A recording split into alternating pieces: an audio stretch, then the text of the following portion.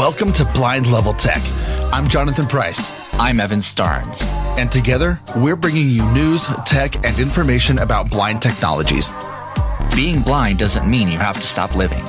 We're going to show you just how possible it is to live the life you want.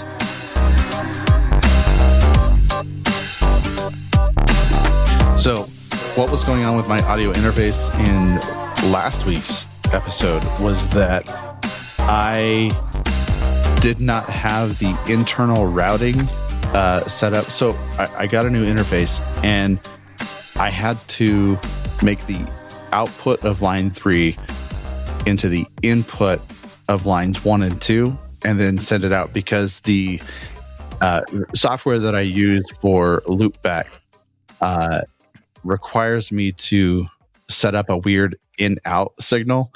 And so I finally figured it out. So, oh, it's not audio hijack, is it? Or is it? No. Is it? Okay, different thing. No, it's much better than audio hijack. I prefer it over audio hijack.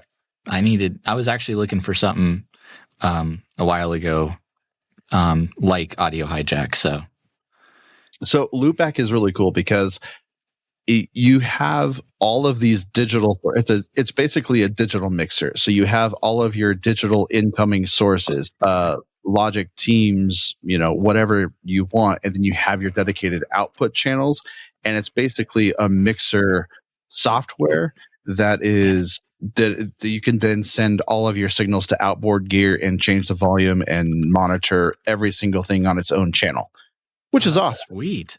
Yeah, I love it. So if my cell phone is generating the interference I'm hearing, I'm going to be very mad. It probably is. Oh, should have left it in the cave. Then I need it. Like I tried to log into my email and it's like, oh, you need your Microsoft Authenticator app. Oh my gosh. It is one of the very few things that will just, I'm so glad like Alex can't hear me in the cave because I've been like, and I've, said a few choice words.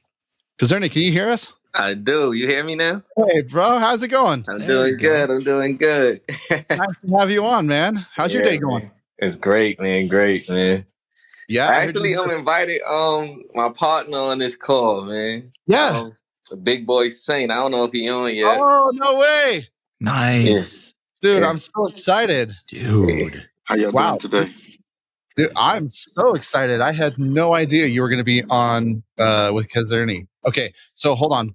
Before I get any further, am I pronouncing your name right? Because I've been saying it. I feel like I've been saying it wrong the whole time. What, Caserny? Yeah. Oh, yeah, you got that right. Okay. Right. Yeah, now, yeah. okay. Perfect. I don't want to insult you. Do you ever go by Kaz? Anybody call you Kaz? Oh, yeah, Okay. yeah. Is that appropriate? That's cool. Okay. Making sure. Because, I think you even got it better than all my English teachers, so. Nice. Caserny Bussey. Yeah. Well, they had to get the Bussey in it, Like, yeah, they really wanted the P, but, that's funny. Yeah, but they couldn't get it. That's too much. Oh, dude, guys, I am so excited. Evan, first of all, I'm going to come to you. How you doing? Last week we had Mohammed on, and we got to talk way like geeky tech, which was way more in your wheelhouse than it was mine. And now we are driving into my turf. So give us a little bit of recap of what we did last week, Mohammed. Yeah, so last week we talked with Mohammed, who works for Vispero Freedom Scientific, basically the company that produces JAWS. And we talked about we didn't exactly cover what to expect, but we covered, what it was like for him using JAWS. And we kind of just went all over the place talking about synthesizers and the controversial topic of Braille being a, dying thing. A lot of JAWS, though. Yeah, it was so much fun. And this week, this was a planned week with Caserny Bussey, but now we have a really cool guest, BIGBOI, who is also a producer, singer, songwriter, artist extraordinaire. And man, I'm so glad to have you guys on the show. Kaz, I'm going to come to you first. I know you guys were going out to Houston. You guys had an amazing time with the NFB and the event out there. Tell us how that event went, what you guys were doing out there, all the fun stuff. Oh, well, I mean, man. not all the fun stuff, because I know what kind of stays in the house. What goes on at the convention stays at the convention. Yeah.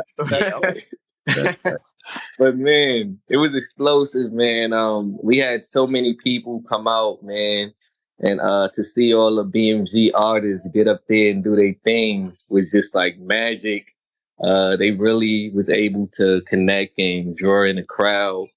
Yeah, everybody seemed to have been like in a element, like I was kind of, it was like one of the first shows that BMG actually, did all together, but it kind of mashed up and everything kind of came together, man. So, it was a great experience. Shout out to everybody who helped us out with the situation, man. Crystal, Steven, our big time super producer Jay Breezy, man. Nice, yeah. It was just an amazing event, man, and we looking forward to the next one coming up next year in September, man. We'll get on that in a minute. I love it, man. When next time we have our concert in the dark, we try to bring in different artists just to experience music together and from all genres. So we'll definitely have to have you guys out. I did not know that you had 5 kids. Yeah, I have 5, man. Damn, dude. Yeah, I have 2 sets of twins, man. Whoa. I had a 2-for-1 deal twice, huh? Holy cow. Yeah. Look out. Boy, I bet your wife ain't happy with you. Oh, man. She's strong. Absolutely. Okay, so I got to know, do twins run on her side or your side? Actually, both, man. Both. Oh, double. Yeah, we kind of set ourselves up for that one. Whoops. Yeah, my sister is a twin, and yeah, and her cousins are twins, so that's it.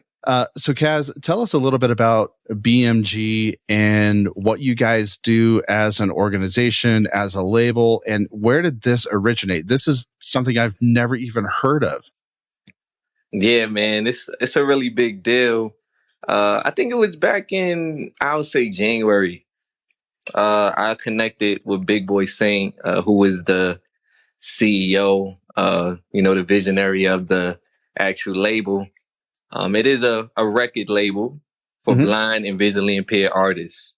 Wow. Now, all the artists on the label have a level of, they experience a level of vision loss, and every one of them is blind.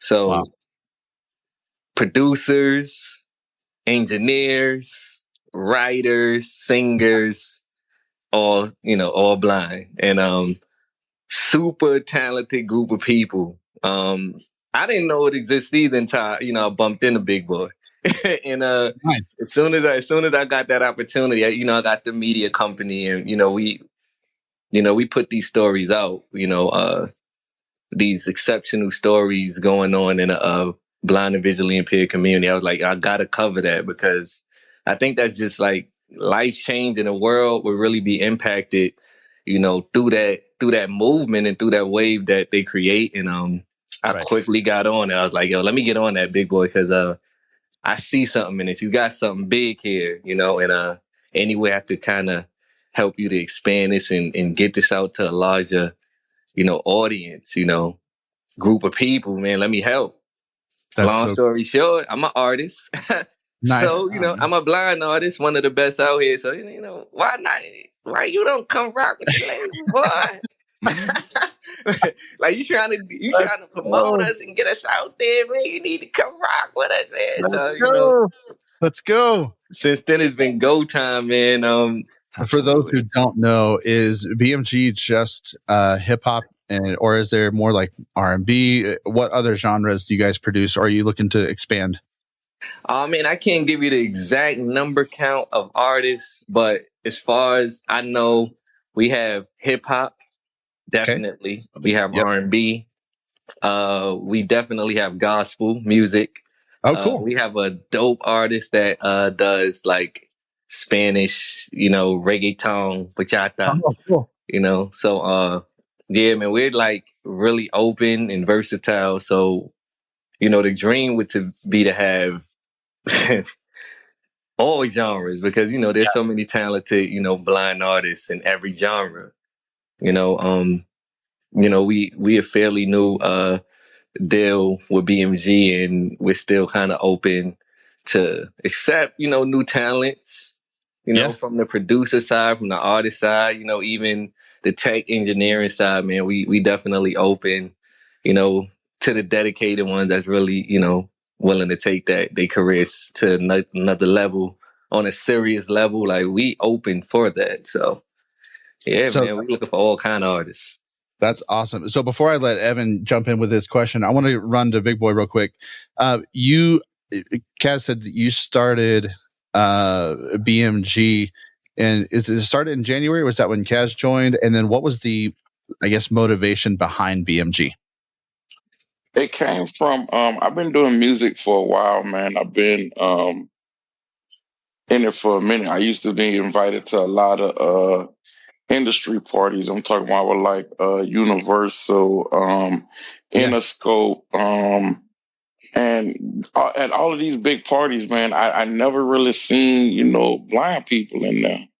And I like to call that my people, because I was Right. born blind. I always been in the blind community, so I was like, if they're not gonna let us in, why not kick in the door? Let's start our own thing. Let's show them that, blind people can do this too, And I always felt like when I started thinking about it, it was like, man, when it comes to music, people only know what Ray Charles and Stevie Wonder That's and right. and maybe Blind Fury. It depends on where you at. Yep. Maybe Blind Fury. I was like, nah, that shouldn't be. Yeah. There's too many talented blind people in this world for us to just know three, For sure. Three or two. It depends on, and I'm like, and that's what started. That's what got me going. And was like, nah, we got to do something about this.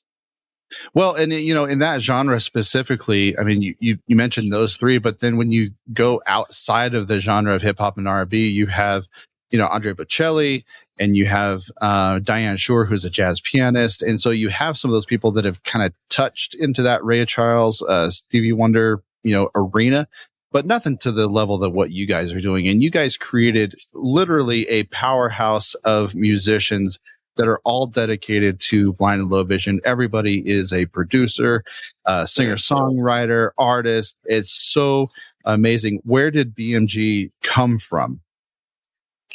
A lot of us was kind of doing music from the start. So we was like, man, we just need to all come together.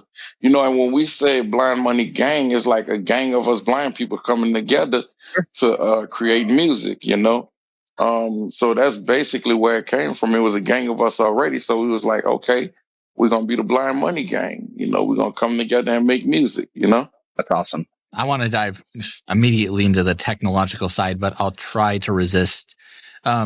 So both of you, when you first got into music, what avenue did you go down? Did you guys start with using a DAW, or did you guys start playing live? Like, how did both of you guys first get into even just performing in general? Yeah, I started digital, man. I started actually with Logic Pro. But when that's when I started. When I actually went to Platinum Sound Studio out in New York City, they was using the SSL board, so they had the big stuff, Oh yeah, I was kind of amazed that I was like, wow, look at how all this stuff work. But me, just experiencing it in my personal creative zone. I started out with a Logic Pro and in the Mac, and from there I was just able to really get into just like I would say that my specialty was like the whole EQing aspect of the vocal.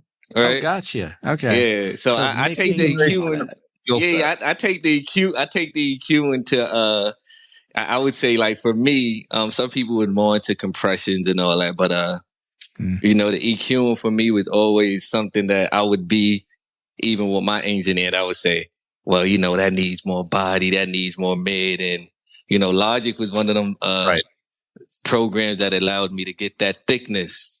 Yep. Yeah, so yeah, I definitely started digital, man. You know, because when you blind, it's not really too much hardware that's accessible, but they are making some a little bit more accessible these days. Can't really put up dots on knobs. Right. That's funny. Big Boy, what about you? Man, I started off, man. I think the first time we recorded something, we put like a tape player together, connected a CD burner to it. It was almost like back in the days to where when you was recording and anybody mess up, you had to start all over again. Yep. You know, it was like that. That's when I started. Are you going all the way back to cutting? Oh, he went all the way back. Oh yeah. Tape and splicing. Oh, hey, but what a throwback. Look, I'm just telling you why we had to do this, because we couldn't afford the digital stuff.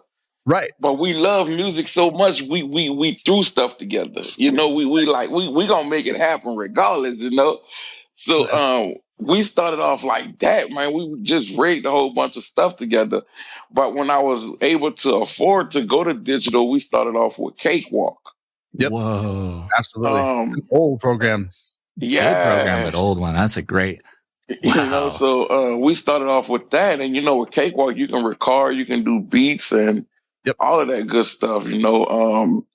And then I think around 2008, 9, somewhere around there, I wound up going to the recording workshop in Chillicothe, Ohio. And I was able to work, man, with all kind of stuff, all kind of gear, man. So that's basically where we started at, man. Like, just throwing stuff together, man. We just wanted to record. The music sounded crappy, but hey, we had it on CD. Right? Big Boy, I'm going to come back to you on the. You and that had answered a question I'd had too. Like, what did your first songs? What were they like? How'd you feel about them? Yeah. Because usually, like, doesn't matter if you're a producer of a podcast or a producer of music. Usually, your first couple episodes or songs, you might think they think. Yeah, you just want to throw them away. But okay, so Big Boy, I'm going to come to you first. The gear that you've got in your studio or your either your home studio or your professional studio, tell us a little bit about that gear and what you love about your setup. Oh yeah. Oh man, well, first of all, you always start off with a good mic. I love my mic. I have the Newman 103. Nice. I love it, man. And sometimes you get spoiled, and like I'm spoiled with my microphone and I'm spoiled with the wave plugins.